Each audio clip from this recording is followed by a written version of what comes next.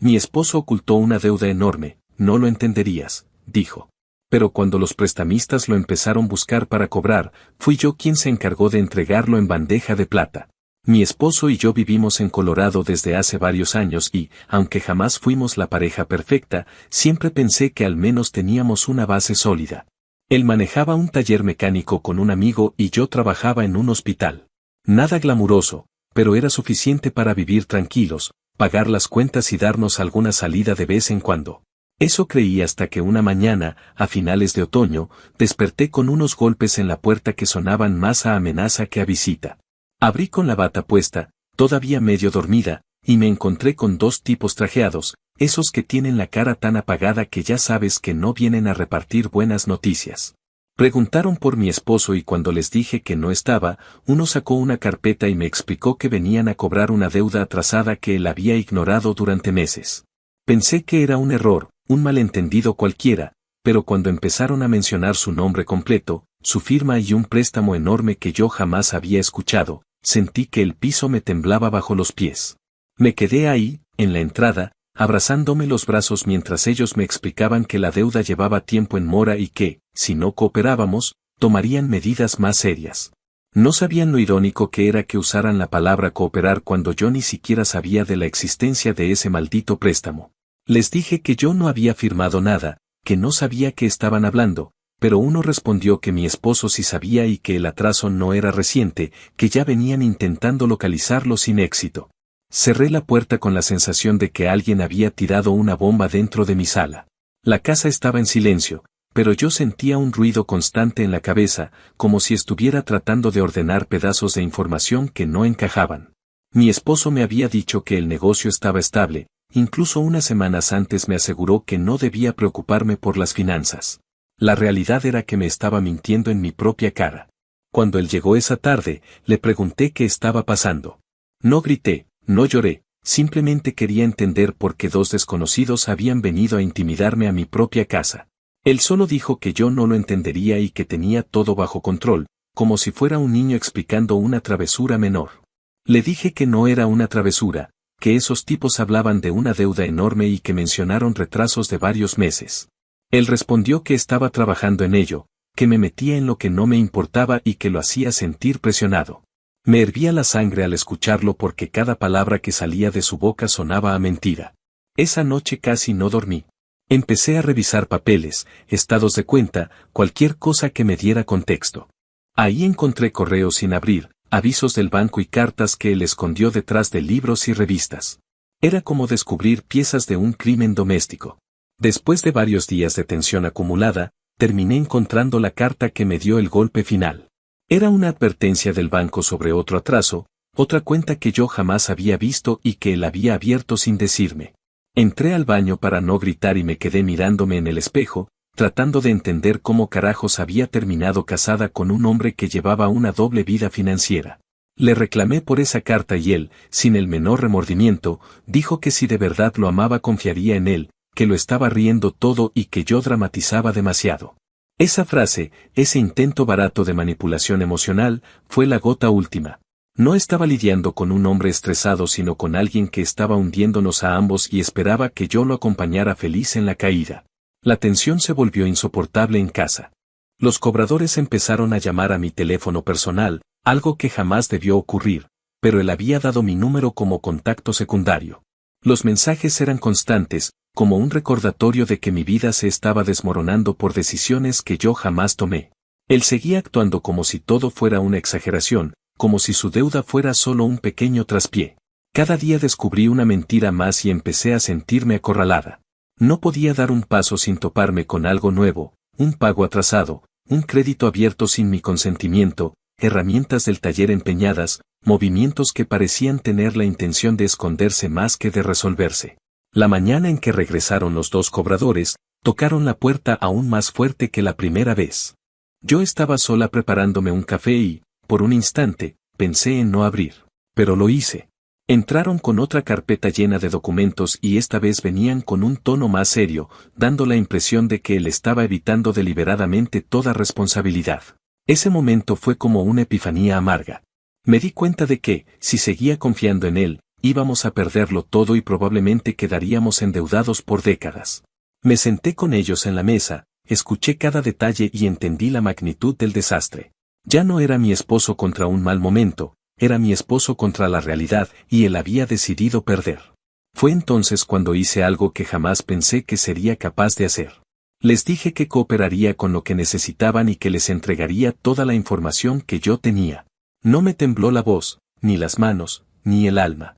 Era como si un interruptor se hubiera apagado dentro de mí. Reuní documentos, les mostré todo lo que había encontrado y contacté a un abogado para proteger mi crédito antes de que él intentara arrastrarme legalmente al hoyo con él. Mientras hablaba con el abogado sentí una mezcla extraña de miedo y alivio, como si por fin alguien estuviera agarrando el volante que mi esposo había soltado meses atrás. Lo entregué sin rodeos, sin buscar matices, sin intentar taparlo. Sé que mucha gente dirá que el matrimonio es trabajo en equipo, pero no puedes trabajar en equipo con alguien que te usa como escudo mientras cava su propia tumba. Esa mañana tomé una decisión que cambió completamente el rumbo de mi vida. A partir de ese punto, ya no estaba dispuesta a cubrirlo, protegerlo o justificarlo. Todo lo que vino después fue consecuencia directa de haber dicho basta por primera vez en mucho tiempo. Y aunque no imaginaba lo que vendría, sabía que no podía seguir viviendo en una casa donde las mentiras eran más constantes que la luz del día. Actualización 1. Pasó aproximadamente una semana después de aquella mañana en la que decidí cooperar por completo con los cobradores, y aunque los días fueron relativamente silenciosos en la superficie, por dentro yo sentía que estaba viviendo en un terreno que se abría bajo mis pies. Durante ese tiempo me dediqué a revisar mis cuentas, cerrar accesos, cambiar contraseñas y comunicarme con el abogado que había contratado, quien me explicó que mi mejor herramienta era la anticipación. Me recomendó mantener un registro ordenado de todo lo que había encontrado, desde la primera carta que descubrí hasta la última llamada de cobro que recibí, y aunque me costaba admitirlo, sentía una especie de alivio extraño mientras acomodaba documentos que por meses habían sido prueba de un desastre silencioso. No era alivio de felicidad, sino el alivio de finalmente ver las piezas completas del rompecabezas que mi esposo había armado a escondidas. Durante esos días, él actuó como si nada estuviera pasando, aunque noté que estaba inquieto, revisando el celular de manera compulsiva, evitando estar en casa más tiempo del necesario y con esa actitud defensiva que adoptaba cada vez que sospechaba que yo estaba a punto de hacerle preguntas. La actualización empezó realmente cuando, una tarde de finales de la semana, mi esposo llegó a la casa con el rostro desencajado. Yo estaba en la cocina revisando estados de cuenta y escuché la puerta azotarse con una fuerza innecesaria. Caminó directo hacia mí, sin quitarse siquiera la chaqueta, y me preguntó en un tono más cercano a un regaño que a una conversación por qué había hablado con los cobradores y qué clase de traición estaba intentando. Le respondí que no estaba intentando nada, que simplemente había colaborado porque eran individuos que se presentaron en nuestra casa con documentación suficiente para demostrar que él los había estado ignorando por meses. Me replicó que yo no entendía cómo funcionaban las cosas, que ellos siempre exageraban para asustar y que él tenía todo bajo control. Le pregunté por qué, si todo estaba bajo control, seguían apareciendo nuevas cartas, nuevos avisos y nuevas amenazas de acciones legales. Su respuesta fue acusarme de meterme en sus asuntos y de no comportarme como una esposa que apoya. Esa frase, dicha con ese tono de víctima que él adoptaba cuando se quedaba sin argumentos, fue lo que encendió en mí una mezcla de rabia y determinación que no había sentido antes. Él insistía en que yo había arruinado un proceso delicado al exponer información que, según él, estaba lidiando a su manera. Yo sabía que su manera consistía en esconder, mentir y esperar que las cosas se resolvieran solas, pero aún así me impactaba escuchar lo despreocupado que sonaba respecto a un problema tan grave. Cuando intentó acercarse y señalarme los papeles que yo había ordenado, alcancé a percibir un temblor en su voz que delataba que no estaba realmente preocupado por mí, sino por el hecho de que ya no tenía el control absoluto sobre la situación. Nunca olvidaré cómo me dijo que yo había sido desleal por entregarlo, como si mi obligación fuera mantener sus secretos aun cuando esos secretos estaban a punto de costarnos nuestra estabilidad financiera. Respondí que lo que yo había hecho era protegerme, y que si él quería evitar consecuencias, debió haber empezado por decir la verdad en lugar de arriesgar nuestras vidas sin consultarme. La discusión se alargó hasta el punto en que él empezó a elevar la voz. Yo lo detuve en seco diciéndole que no tenía intención de tolerar gritos y que, si continuaba, llamaría a la policía. Eso lo frenó, aunque no por un gesto de sensatez, sino porque sabía que cualquier intervención policial empeoraría su situación. Lo vi morderse el interior de la mejilla, como hacía cuando estaba al borde de perder el control, y luego empujó una silla con fuerza antes de dirigirse a la habitación para empacar algunas cosas. Mientras arrojaba ropa dentro de una mochila, repetía que yo lo había traicionado, que no le di espacio para resolver nada y que ahora, por mi culpa, los cobradores le habían bloqueado varias opciones. No respondí, no porque no tuviera argumentos, sino porque ya estaba agotada de intentar hablar con un hombre que solo conversaba consigo mismo. Esa noche se fue a la casa de su hermano. No me avisó a dónde iba, pero lo deduje por el tipo de ropa que eligió y por la costumbre que tenía de refugiarse allí cada vez que no quería enfrentar una situación. La casa quedó en silencio y, por primera vez en mucho tiempo, ya no sentí que ese silencio fuera una amenaza. Al contrario, sentí que mi cuerpo por fin podía descansar. Pasé la noche revisando nuevamente los documentos con el abogado y dejé listas todas las medidas para no ser afectada por las deudas que él había acumulado. Al día siguiente llamé al banco, congelé mis reportes y pedí copias certificadas de todo lo que estaba a mi nombre. Sabía que todo esto era apenas el inicio de un proceso largo, pero al menos tenía una dirección clara. El verdadero golpe vino unas horas después, cuando recibí una llamada del socio del taller. Me preguntó si sabía por qué el banco había contactado al negocio por movimientos sospechosos. Le dije que no tenía detalles, pero que sabía que mi esposo llevaba tiempo endeudado y que estaba ocultando la magnitud del problema. Hubo un silencio tenso al otro lado de la línea y después él confesó que también había notado irregularidades, herramientas desaparecidas, pagos atrasados a proveedores y clientes reclamando trabajos incompletos. Esa conversación confirmó cosas que yo ya sospechaba, pero que no había querido admitir en voz alta. Mi esposo no solo nos estaba arrastrando a mí y a él, también estaba perjudicando a las personas que habían confiado en él. En ese punto me di cuenta de que lo que yo había hecho no era una traición, como él decía, sino la única manera de frenarlo antes de que destruyera algo irreparable. Entender eso fue duro, porque implicaba aceptar que el matrimonio que yo creía tener nunca existió realmente en la forma que imaginé. Él regresó al día siguiente, aunque no entró a la casa. Se quedó afuera, en la acera, llamándome para que saliera. No querían que los vecinos lo vieran alterado, así que salí. Me pidió que reconsiderara mi postura, que hablara con los cobradores para retractarme, como si eso fuera posible.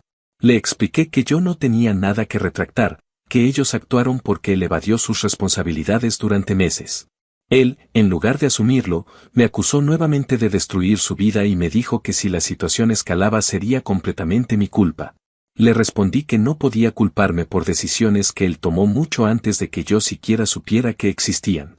Esa conversación terminó con él diciendo que necesitaba tiempo y que, mientras tanto, yo debía dejar de hacerme la víctima. Esa frase me acompañó todo el día, no porque tuviera sentido, sino porque revelaba lo poco que él entendía la gravedad de lo que había hecho. Durante años pensé que su torpeza emocional era solo eso, torpeza, pero en ese momento vi con claridad que era irresponsabilidad disfrazada de ingenuidad. Aquella primera actualización marcó la verdadera ruptura entre nosotros, no porque yo quisiera separarme en ese instante, sino porque entendí que ya no podía seguir sosteniendo la vida de alguien que no estaba dispuesto a sostener nada por sí mismo. Mientras avanzaba la semana, me di cuenta de que mi decisión de entregarlo no había sido impulsiva, sino necesaria. Y aunque sabía que lo que vendría después sería aún más difícil, no me arrepentí en ningún momento de haber elegido protegerme. Actualización 2. Había pasado alrededor de un mes desde aquella primera confrontación, y aunque la casa se mantenía en una calma engañosa, cada día se sentía como si fuera acumulando capas de tensión que yo trataba de no dejar que se me pegaran a la piel. Mi esposo seguía viviendo en casa de su hermano, apareciendo esporádicamente para recoger alguna ropa o revisar correspondencia. Aunque en realidad parecía más interesado en vigilar discreta o abiertamente si yo estaba moviendo cosas sin consultarle. Durante ese periodo, me vi obligada a profundizar más en los documentos que seguían llegando al buzón, porque la situación estaba lejos de resolverse y cada semana revelaba una nueva sombra que él había dejado escondida bajo la alfombra. Para ese momento él ya sabía que había contratado un abogado y que yo no pensaba retroceder, y aunque eso lo había alterado desde el principio. Noté que ahora evitaba cualquier discusión conmigo y prefería enviarme mensajes cortos, casi burocráticos, preguntando si había llegado algo a su nombre. Todos los días tenía la sensación de que estaba cargando con una responsabilidad que nunca debió caer sobre mí, pero al mismo tiempo comprendía que, si no la cargaba yo, nada iba a cambiar. El descubrimiento que terminó de quebrar lo poco que quedaba de nuestra relación ocurrió unos 10 días después de que él se fuera. Una tarde, al revisar el correo acumulado en la mesa, encontré un sobre sin remitente claro que en un principio pensé que era otro aviso de cobro. Lo abrí esperando lo mismo de siempre, pero esta vez el contenido era diferente. Dentro había copias de movimientos financieros vinculados a plataformas de apuestas y transacciones realizadas con diversas aplicaciones dedicadas a juegos en línea. Al principio pensé que era spam o alguna confusión, pero cuando vi su nombre completo, su firma digital y la repetición de cargos en cantidades pequeñas pero constantes, me quedó claro que no se trataba de un error. Lo miré con una mezcla de incredulidad y cansancio porque, aunque ya sabía que él ocultaba deudas, lo que no sabía era que llevaba casi 2 años apostando de manera compulsiva. Era como descubrir un piso más bajo dentro de un sótano que yo ya creía profundo. Sentí una punzada fría en el estómago y tuve que sentarme para procesarlo. Llamé al abogado para preguntarle si algo así podía estar relacionado con el resto de las deudas. Él me explicó que en muchos casos de endeudamiento descontrolado hay un origen emocional o conductual que se manifiesta a través de apuestas, y que no era raro que personas en esa situación se hundieran en círculos de préstamos rápidos para intentar recuperarse o tapar huecos. Mientras escuchaba, recordé todas las veces que mi esposo había salido del taller más tarde de lo usual, las veces en que se quedaba encerrado en el baño con el teléfono, o aquellas ocasiones en que me decía que tenía que pasar por el cajero porque se había quedado sin efectivo. Me desató una rabia muda darme cuenta de que cada una de esas excusas era una pieza más del mismo patrón que yo no había querido ver. Sin embargo, lo peor no era la conducta en sí, sino el hecho de que había empeñado herramientas del taller que no le pertenecían y que su socio empezaba a sospechar que él estaba actuando a espaldas del negocio.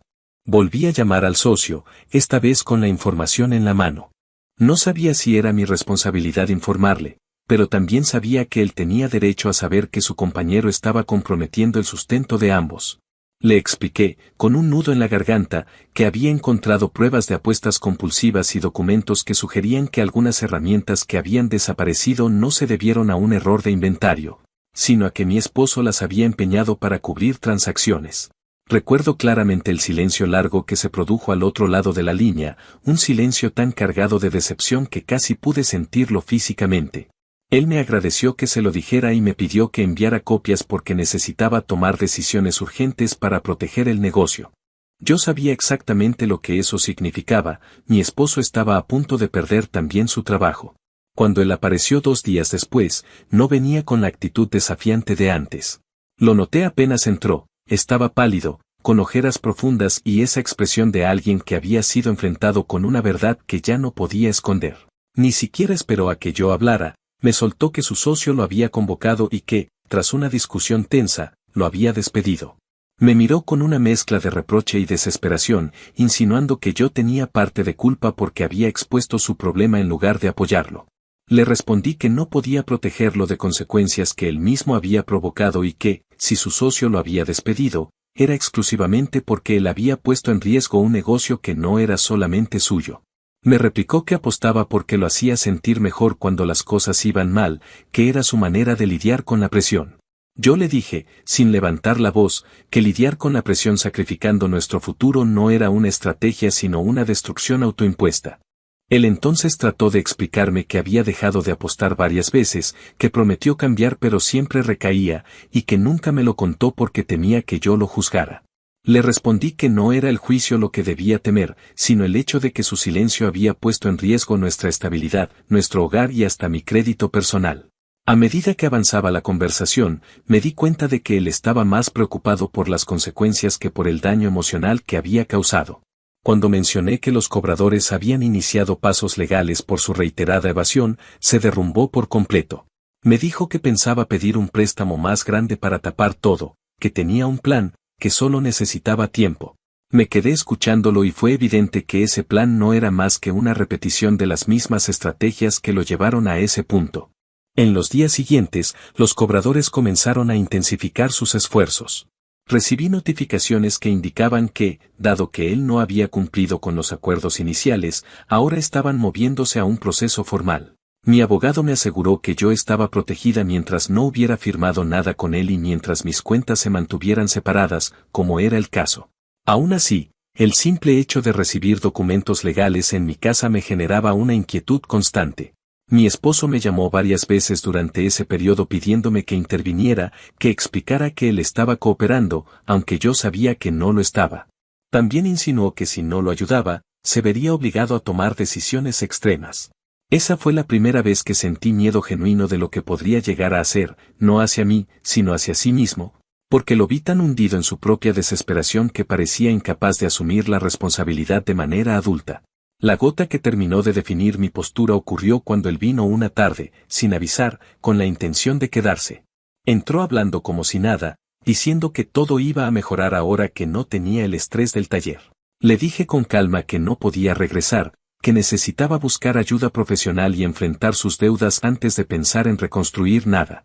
Se ofendió y me dijo que yo no entendía la gravedad emocional que él estaba enfrentando, que era muy fácil juzgar desde afuera. Yo le respondí que no estaba afuera, que llevaba un año viviendo en la sombra de sus decisiones sin saberlo, y que no podía permitir que siguiera arrastrándome.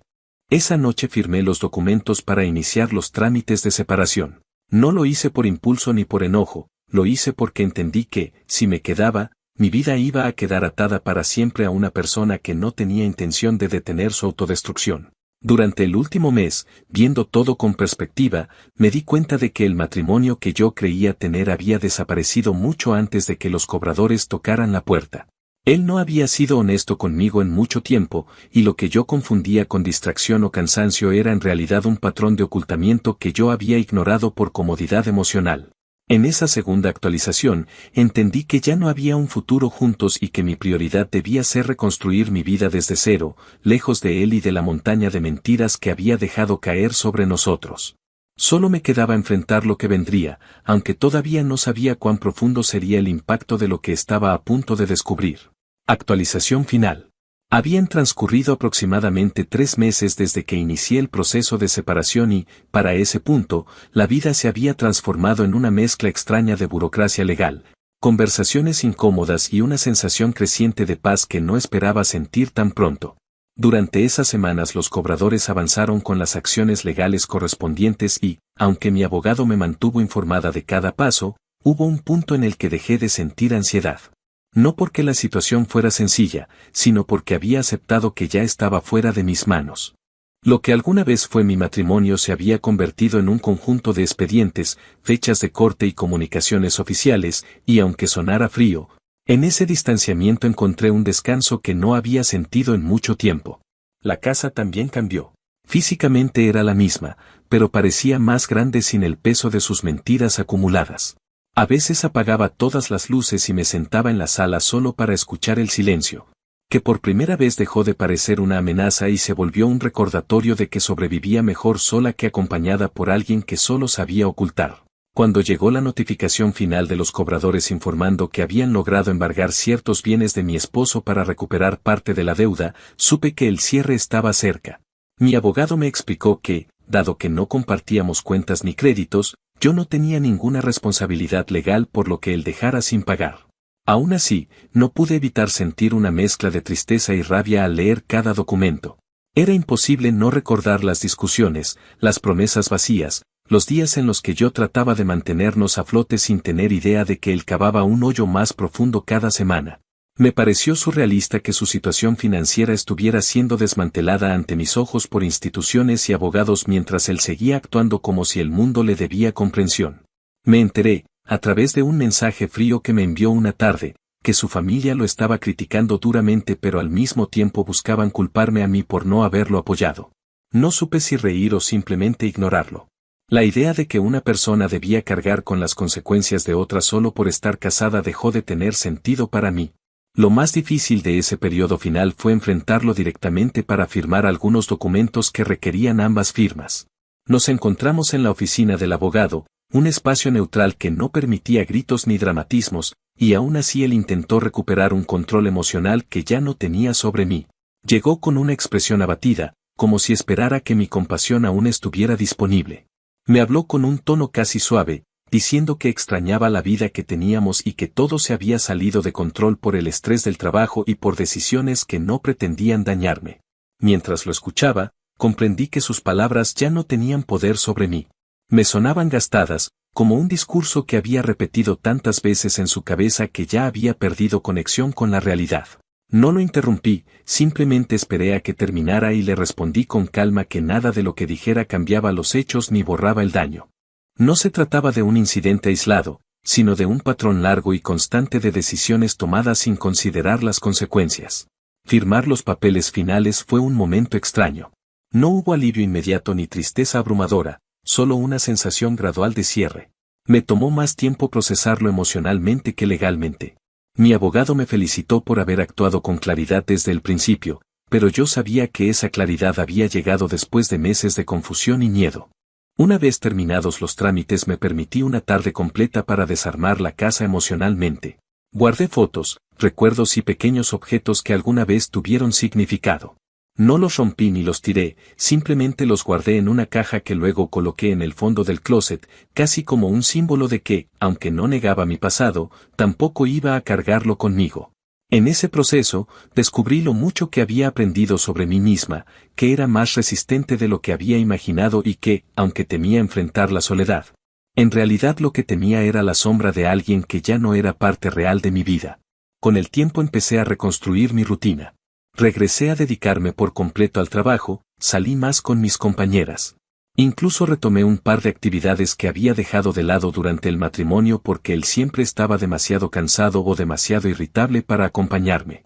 Un día cualquiera, revisando mis cuentas, me di cuenta de que ya no tenía que estar alerta a movimientos extraños, y esa sensación, tan simple y cotidiana, fue una de las pruebas más claras de que había recuperado el control de mi vida. También me acerqué a mi familia y amistades, quienes, aunque no conocían cada detalle, sabían que había pasado por una separación complicada. Hablar con ellos sin miedo a que él interrumpiera o minimizara mis emociones fue un alivio inesperado. Me di cuenta de que durante mucho tiempo había moldeado mis conversaciones y decisiones para evitar su descontento, sin asumir que eso también era una forma de perderme a mí misma. La última interacción significativa que tuve con él ocurrió un mes después de que el divorcio quedó finalizado. Me llamó para informarme que seguía lidiando con los embargos y que planeaba declararse insolvente. Lo dijo como si eso fuera una tragedia compartida, como si yo todavía perteneciera a ese barco que él había hundido. Le respondí que esperaba que encontrara ayuda y que resolviera su situación, pero que ya no era mi responsabilidad ni mi preocupación. Dijo que le dolía que fuera tan fría. Yo le aclaré que no era frialdad, sino distancia, y que esa distancia era el resultado directo de lo que él había construido. Después de esa llamada, dejé de sentir cualquier obligación emocional hacia él. Fue como si un último hilo invisible que todavía quedaba entre nosotros finalmente se hubiera cortado. La vida siguió avanzando y, poco a poco, recuperé una calma que no había sentido desde hacía mucho. La casa dejó de ser un recordatorio constante del caos y comenzó a sentirse como un lugar renovado. Incluso empecé a hacer arreglos que había pospuesto por años porque siempre había un problema o una deuda que él ocultaba. Pinté algunas paredes, moví muebles, reorganicé espacios, no como un símbolo dramático de reinicio, sino como un acto práctico de recuperar propiedad sobre mi entorno. Cada cambio era un recordatorio de que la vida sí podía avanzar sin arrastrar el desastre detrás. En retrospectiva, la actualización final no fue un evento, sino un proceso largo y silencioso.